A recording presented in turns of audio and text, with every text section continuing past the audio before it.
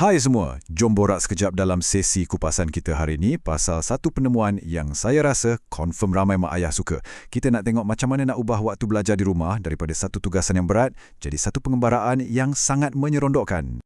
Okey, kita mulai dengan cabaran pertama. Cabaran belajar di rumah. Pernah tak terfikir mana satu gaya anak anda bila belajar? Macam-macam ragam kan bila kita tengok telatah dorang kat rumah tu? Realiti belajar kat rumah ni memang menghiburkan, tapi kadang-kadang menguji kesabaran juga.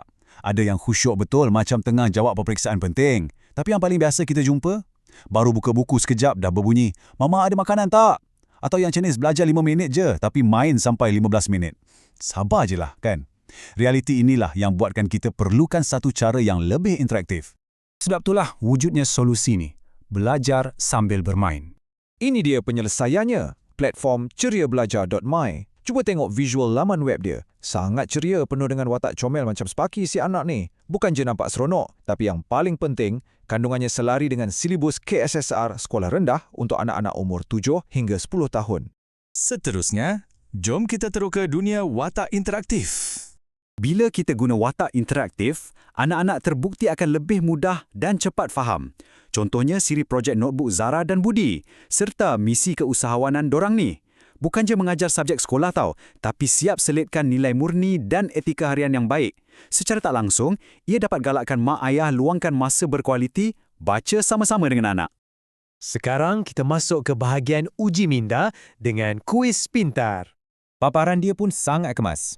Ini adalah game Minda, elemen gamifikasi yang padat dengan 12 aktiviti pembelajaran. Ia kumpulkan subjek teras macam bahasa Melayu, matematik dan sains dalam format permainan digital yang budak-budak confirm teruja nak main. Dan untuk subjek sains, kita ada Science Cyber Quiz yang menampilkan karakter angkasawan cilik Aiman. Tengoklah estetika lampu neon gaya pokok liter elektronik tu. Ia betul-betul buktikan yang subjek sains ni boleh divisualkan dengan cara yang sangat moden. Anak-anak mesti rasa macam tengah selesaikan misi rahsia cyber. Paling penting, kita ada tawaran akses sepanjang hayat, nilai hebat. Bila sebut pasal modul interaktif premier macam ni, mesti ramai terfikir kosnya tinggi kan? Berita baik, anda cuma perlukan RM12.90 sahaja untuk sekali pembayaran bagi satu produk kandungan. Memang berpatutan sangat-sangat. Betul, anda tak salah dengar. Harga RM12.90 ni adalah untuk akses penuh seumur hidup tau. Tak ada langsung yuran langganan bulanan yang tersembunyi dan tak ada caj pembaharuan tahunan. Sekali bayar, selesai. Mari saya ringkaskan manfaat besar dia. Nombor 1, sekali pembayaran untuk satu produk kandungan. Nombor 2, akses penuh seumur hidup.